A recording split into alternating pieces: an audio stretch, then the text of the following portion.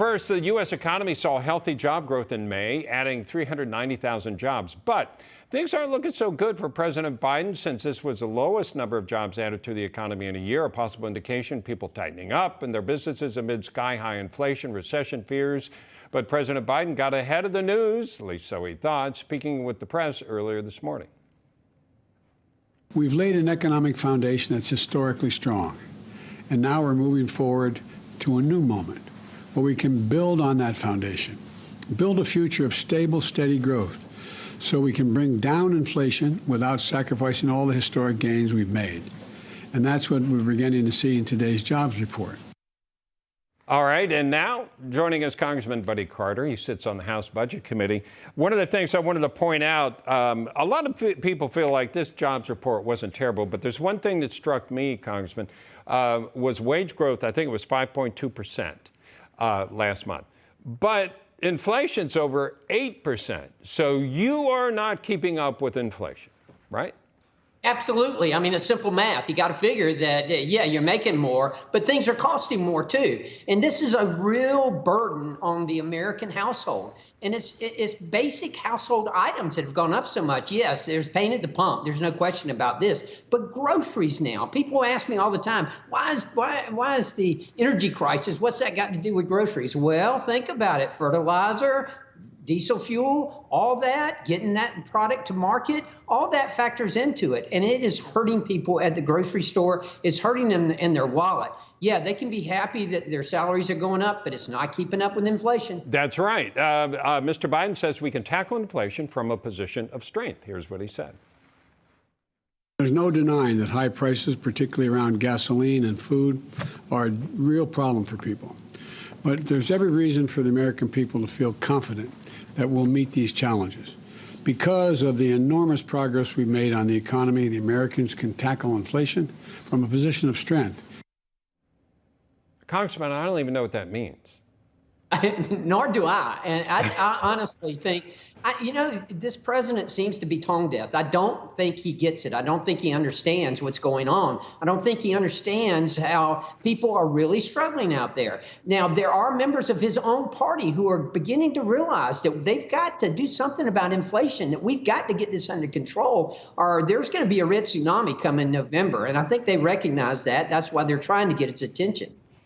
Yeah, I mean, we're seeing gas go up, oil production. By the way, even if they were to start allowing more oil production, instead of so many regulations that are disincentives for oil companies to invest, it takes billions of dollars to actually go from point A to where you identify the well and dig and identify where it is and actually get it out of the ground and get it to refineries and then to your gas pump. That takes a long time and a lot of money.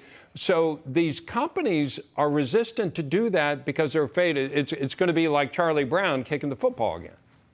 Well, you're exactly right. Energy works in a futures market. And if they don't see an investment in energy infrastructure, they're not going to invest. And that's why we're in the position that we're in now. The first thing that Joe Biden did when he canceled the Keystone XL pipeline, when he got into office, that sent a strong message right then that there was a war on fossil fuels by this administration, and it has continued and got us into this mess that we're in right now. Now, he can try to blame it on Vladimir Putin. He can try to blame it on big oil. He can try to blame it on COVID. But the truth is, it's the policies of this administration that have got us in the mess that we're in right now.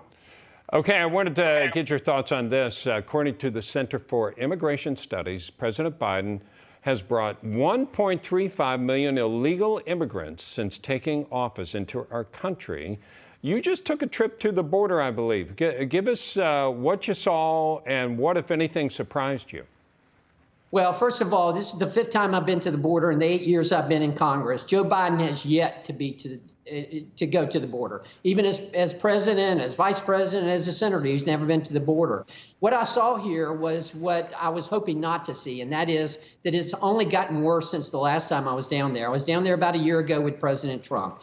The overcrowding still exists. The overwhelmed Border Patrol agents, they're still, just as the morale is low, they're discouraged, but they're doing yeoman's work. They're doing great work, but they're not doing the work that they were trained for, and that is law enforcement.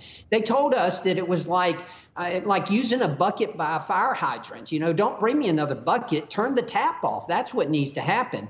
But the thing that needs to happen down at the border is that we need to continue to build the wall. That wall needs to be built. We need to enforce the Remain in Mexico policy. And please, please do not end Title 42. Right now, we're seeing 8,000 to 10,000 encounters per week. If they were telling us that if the Title 42 goes away, you can expect that to jump up to 18 to 20,000 just because of that. Groups are already congregating south of the border, waiting on Title 42 to be canceled so that they can come across. Wanted to ask you, with a name like Carter in the state of Georgia, I'm sure when you started out, you had some explaining to do. But you're a Republican, and I wanted to get your assessment of what's going on in Georgia with politics, what we can expect in November. We've seen a lot of dramatics, a lot of dynamics shifting. What's your assessment of what's going on right now, and what do you expect in November? Well, we've got our slate set now, and I think the Republicans in the state of Georgia learned their lesson about 15, 16 months ago during the senatorial runoffs when they didn't show up to vote, and we ended up with 2 Democratic senators. We're not going to let that happen again. We're going to be there at the polls come November, and we're going to be solidly behind the Republican candidates to make sure that Brian Kemp is reelected governor of the state of Georgia, that Stacey Abrams does not get anywhere close to the governor's mansion. That would be one of the worst things that would happen in this state in a long time. And then you got the Senate race. The Senate race, and we've got a great candidate. Herschel Walker is going to win. Let me tell you, Herschel Walker is salt of the earth. He is pure Georgia all the way. He represents our values in the state of Georgia, and we're going to make sure that he gets to be a United States Senator. All right, Congressman Buddy Carter. Thank you, sir.